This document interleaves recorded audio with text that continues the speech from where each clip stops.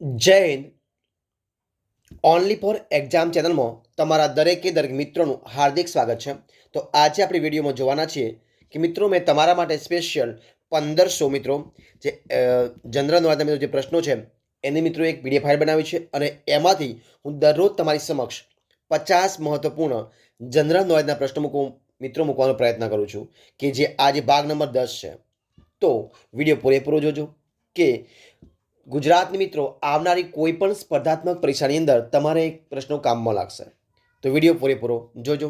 શરૂઆત કરીએ આપણે આજનો વિડીયો ભાગ નંબર 10 50 મહત્વપૂર્ણ જનરલ નોલેજના પ્રશ્નો. પ્રશ્ન નંબર 1 તમારી સમક્ષ જુઓ કે કયા માર્ગે થતો વેપાર ગુજરાતના અર્થતંત્રમાં સૌથી મહત્વની ભૂમિકા અદા કરે છે? તો મિત્રો એ છે દરિયાઈ માર્ગ. કયો છે? દરિયાઈ માર્ગ. પ્રશ્ન આપણે આગળ જોઈએ કે કચ્છી લોકકળાને સાચવતું મ્યુઝિયમ ક્યાં આવેલું છે? તો મિત્રો આવેલું છે અંજારની અંદર. ક્યાં આવ્યું છે? અંજારમાં.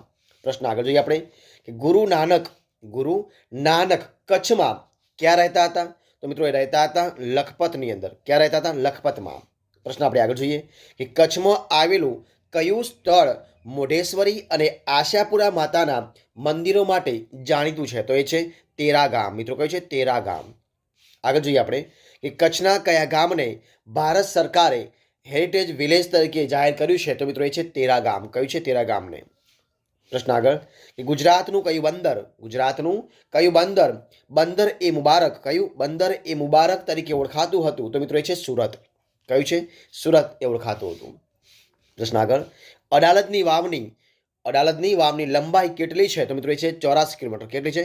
84 કિલોમીટર લંબાઈ છે. પ્રશ્ન આપણે આગળ જોઈએ કે ગુજરાતનો એકમાત્ર હેરિટેજ રૂટમાંથી ક્યાં સુધી લઈ જાય છે? તો મિત્રો સાબરમતી આશ્રમથી માંડી અને દાડી સુધી. ક્યાં સુધી? સાબરમતી આશ્રમથી દાડી સુધી. પ્રશ્ન આગળ કે સોલંકી યુગનું શૈવ તીર્થ સિદ્ધપુર કઈ નદીના કિનારે વસેલું છે? તો એ છે સરસ્વતી. શું આવશે? સરસ્વતી નદી. પ્રશ્ન આપણે આગળ જોઈએ કે સંસદમાં ગુજરાત રાજ્યની કેટલી બેઠકો નિશ્ચિત કરવામાં આવી છે? તો એ છે 26 બેઠકો. કેટલી છે? 26 બેઠકો. ગુજરાતમાં સૌથી મોટો બોટનિકલ ગાર્ડન ક્યાં મિત્રો આવેલો છે? તો આવેલો છે વધઈની અંદર. ક્યાં આવ્યું છે? વધઈમાં.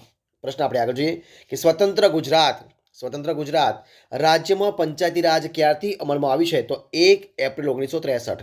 ક્યારથી? 1 એપ્રિલ 1963 થી. અમદાવાદ શહેરનો ભદ્રનો કિલ્લો ક્યારે બંધાયો હતો? તો ઈસવીસન 1411 ની અંદર. મિત્રો ક્યારે? ઈસવીસન 1411 ની અંદર અમદાવાદ શહેરનો જે ભદ્રનો કિલ્લો છે ભદ્રનો કિલ્લો બાંધવામાં આવ્યો હતો 1411 ની અંદર. પ્રશ્ન આગળ જોઈએ આપણે કે ગુજરાતના એકમાત્ર હેરિટેજ રૂટનું નામ શું છે? તો દાંડી હેરિટેજ રૂટ. કયો છે? Dandi heritage route. પ્રશ્ન આગળ જોઈએ કે ભુજના ભુજિયા કિલ્લામાં કયું પ્રાચીન મંદિર આવેલું છે? તો ભુજંગ મંદિર. કયું છે? ભુજંગ મંદિર. પ્રશ્ન આગળ જોઈએ આપણે કે ગુજરાત વિધાનસભા કુલ કેટલી બેઠકો ધરાવે છે? તો 182. કેટલી બેઠકો ધરાવે છે? 182 બેઠકો ધરાવે છે. પ્રશ્ન આપણે આગળ જોઈએ કે ઐતિહાસિક અને સ્થાપત્યના બેનમૂન નમૂનારૂપ પ્રાગમહેલ અને આયના મહેલ કચ્છના કયા શહેરમાં આવેલા છે? તો ભુજની અંદર. ક્યાં આવેલા છે? ભુજની અંદર આવેલા છે. ગુજરાતની સૌથી મોટી યુનિવર્સિટી કઈ છે?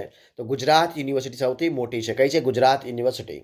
પ્રશ્ન આગળ જોઈએ આપણે કે ગુજરાતમાં આવેલા પ્રસિદ્ધ જ્યોતિર્લિંગ સોમનાથના નામનો અર્થ શું થાય છે? તો ચંદ્રનો રક્ષક. શું થાય છે? ચંદ્રનો રક્ષક. ગુજરાતની સૌથી મોટી સિંચાઈ યોજનાનું નામ શું છે? તો સરદાર સરોવર નર્મદા યોજના. શું છે? સરદાર સરોવર નર્મદા યોજના. પ્રશ્ન આપણે આગળ જોઈએ કે વિશ્વની સૌથી મોટી રિફાઇનરી ગુજરાતમાં ક્યાં આવેલી છે? તો જામનગરની અંદર. મિત્રો ક્યાં આવી છે? જામનગરમાં. પ્રશ્ન આગળ જોઈએ આપણે કે નીલગાયની સુરક્ષા માટે સ્થાપવામાં આવેલું અભયારણ્ય ગુજરાતમાં ક્યાં આવેલું છે? તો પાલનપુરની અંદર. મિત્રો ક્યાં આવેલું છે? પાલનપુરમાં આવેલું છે. પ્રશ્ન આપણે આગળ જોઈએ કે રાજકોટ સ્ટેટની સ્થાપના કયા રાજવીએ કરી હતી? તો વિભોજી જાડેજાએ. કોને કરી હતી? વિભોજી જાડેજા. ગુજરાતમાં વસ્તી ગણતરીની શરૂઆત સૌપ્રથમ કઈ સાલમાં થઈ હતી? તો ઈસવીસન 1872માં. જામનગર જિલ્લામાં પક્ષીઓનું કયું અભયારણ્ય આવેલું છે? તો મહાગંગા અભયારણ્ય. કયું છે? મહાગંગા અભયારણ્ય. પ્રશ્ન આગળ જોઈએ કે મહાત્મા ગાંધીના પરિવારની કોઈ વ્યક્તિએ મહાત્મા ગાંધીના પરિવારની કઈ વ્યક્તિએ સરદાર પટેલનું જીવન ચરિત્ર લખ્યું છે? તો મિત્રો લખ્યું છે રાજમોહન ગાંધીએ. કોને લખ્યું છે? રાજમોહન ગાંધીએ લખ્યું છે. સરદાર પટેલ સ્મારક ભવનની સ્થાપના ક્યારે અને ક્યાં કરવામાં આવી હતી? તો ઈસવીસન 1980માં. અને ક્યાં? તો અમદાવાદમાં કરવામાં. તો ક્યાં કરવામાં આવી હતી? અમદાવાદમાં કરવામાં આવી હતી. પ્રશ્ન આપણે આગળ જોઈએ કે ડે ટુ ડે ગાંધી, કયું? ડે ટુ ડે ગાંધી નામની ડાયરી લખનાર ગુજરાતી કોણ છે? તો એ છે મહાદેવભાઈ દેસાઈ. કોણ છે? મહાદેવભાઈ દેસાઈ. ગુજરાતના ગામડાઓના ઉત્કર્ષ માટે કેશુભાઈ પટેલે કઈ યોજના દાખલ કરી છે? તો ગોકુળ ગ્રામ યોજના. કઈ છે? ગોકુળ ગ્રામ યોજના. ગાંધીજીના સમાધિ સ્મારકને કયા નામે ઓળખવામાં આવે છે? તો રાજઘાટ. કયા નામે? રાજઘાટ નામે ઓળખવામાં આવે છે. અમદાવાદમાં આવેલી અભયઘાટ સમાધિ કોની છે? તો એ છે મોરારજી દેસાઈની. કોની છે? મોરારજી દેસાઈની છે. અમદાવાદના પ્રથમ મેયર બનનારી વ્યક્તિ કોણ હતી? તો ચીનુભાઈ બેરોનેટ. કોણ હતી મિત્રો? ચીનુભાઈ બેરોનેટ. પ્રશ્ન આગળ જોઈએ આપણે કે ગુજરાતની વિધાનસભાના પ્રથમ અધ્યક્ષ કોણ હતા? તો કલ્યાણજી મહેતા. કોણ હતા? કલ્યાણજી મહેતા. પ્રશ્ન આગળ જોઈએ આપણે. રવિશંકર મહારાજનું મુખ્ય સૂત્ર મિત્રો કયું હતું? તો ઘસી ઘસીને ઉજળા થઈએ. મિત્રો કયું હતું? ઘસી ઘસીને ઉજળા થઈએ એ રવિશંકર મહારાજનું મુખ્ય સૂત્ર હતું. ગુજરાત વિદ્યાપીઠની સ્થાપના કોણે કરી હતી? તો મહાત્મા ગાંધીએ. કોણે કરી હતી? મહાત્મા ગાંધીજીએ. કઈ ગુજરાતી સ્ત્રીએ બારડોલી સત્યાગ્રહમાં ભાગ લીધો હતો? તો મણિબેન પટેલે. મિત્રો કોણે લીધો? મણિબેન પટેલે ભાગ લીધો હતો. અમદાવાદમાં વિદેશી કાપડ તથા શરાબની દુકાનો બંધ કરાવવાનું નેતૃત્વ મિત્રો કોણે લીધું હતું? તો મૃદુલા સારાભાઈએ. કોણે લીધું? મૃદુલા સારાભાઈએ લીધું હતું. ગુજરાતના કયા મહાન રાજવીને દત્તક લેવામાં આવ્યા હતા? તો સયાજીરાવ ગાયકવાડને. કોને? સયાજીરાવ ગાયકવાડને. પ્રશ્ન આગળ.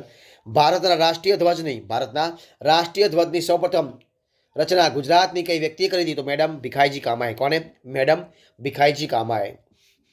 અમદાવાદ શહેરનો સૌથી પ્રથમ પાક્કો રસ્તો ક્યારે થયો હતો અને તે રસ્તાનું નામ શું પાડી દીધું? તો આવશે ઈસવીસન 1872માં રીચી રોડ, ગાંધી રોડ. કયું છે? ઈસવીસન 1872માં રીચી રોડ, જેને આપણે ગાંધી રોડ તરીકે ઓળખવામાં આવે છે. વનરાજ ચાવડાનો મંત્રી કોણ હતો? તો ચાંપિયો વાણિયો. કોણ હતો? ચાંપો વાણિયો. સહસ્ત્રીન તળાવ કોણે બંધાવ્યું હતું? તો સિદ્ધરાજ જયસિંહે. કોણે બંધાવ્યું? સિદ્ધરાજ જયસિંહે. સરદાર સરોવર યોજનાનો શિલાન્યાસ ક્યારે અને કોણે કર્યો હતો? તો ઈસવીસન 1961માં પંડિત જવાહરલાલ નહેરુએ. કોણે કર્યો હતો? પંડિત જવાહરલાલ નહેરુએ કર્યો હતો. પ્રશ્ન આગળ. ગુજરાતના ઇતિહાસમાં કયા ગ્રંથની સન્માન યાત્રા સુપ્રસિદ્ધ છે? તો સિદ્ધહેમ શબ્દાનુશાસન. કઈ આવશે? સિદ્ધહેમ શબ્દાનુશાસન. ગુજરાતમાં ડાયનાસોરના અવશેષ ક્યાંથી મળ્યા હતા? તો બાલાસિનોર. શું આવશે? બાલાસિનોરથી મળ્યા હતા. સહસ્ત્રીન તળાવને કિનારે કેટલા શિવાલયો હતા? તો 1008. કેટલા હતા મિત્રો? 1008. ગાંધીજીએ આઝાદીની ચળવળ માટે સૌપ્રથમ કયા આશ્રમની સ્થાપના કરી હતી?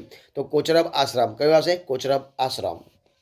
ગિરનારનો શિલાલેખ કઈ લિપિમાં કોતરાયેલો છે? તો બ્રાહ્મી લિપિમાં. કઈ લિપિમાં? બ્રાહ્મી લિપિમાં. ગુજરાતના કયા શહેરને સાક્ષર નગરી તરીકે ઓળખવામાં આવે છે? તો નડિયાદ. કોને? નડિયાદને. અને આ વિડીયોનો છેલ્લો પ્રશ્ન. ભારત રત્નથી સન્માનિત અને 2 વખત ભારતના કાર્યકારી વડાપ્રધાન બનનાર ગુજરાતી નેતા કોણ હતા? તો એ છે ગુલઝારીલાલ નંદા. મિત્રો કોણ હતા? ગુલઝારીલાલ નંદા. તો મિત્રો અહીંયા આપણે આ 50 જે પ્રશ્નો છે એનો સંપૂર્ણપણે આપણે વિડીયો અહીંયા પૂરો કરીએ છીએ. જો આ તમને મારો વિડીયો ગમ્યો હોય, મારા પ્રશ્નો ગમ્યા હોય તો એને લાઇક કરો, કોમેન્ટ કરો, તમારા મિત્રોને વિડીયો શેર કરો અને છેલ્લે ચેનલમાં નવા હોય ચેનલ સબસ્ક્રાઇબ ન કરી હોય તો ઓનલી ફોર એક્ઝામ ચેનલને સબસ્ક્રાઇબ કરવા માટે વિનંતી છે. મારા વિડીયોને પહેલાંથી અંત સુધી જોવા માટે તમારા દરેક મિત્રોનો હું દિલથી ખૂબ ખૂબ આભાર માનું છું. ફરી મળીશું એક નવા વિડીયો સાથે, નવા ટોપિક સાથે. ત્યાં સુધી બની રહો, ખુશ રહો, આનંદમાં રહો. જય હિન્દ, જય ભારત, બેસ્ટ ઓફ લક.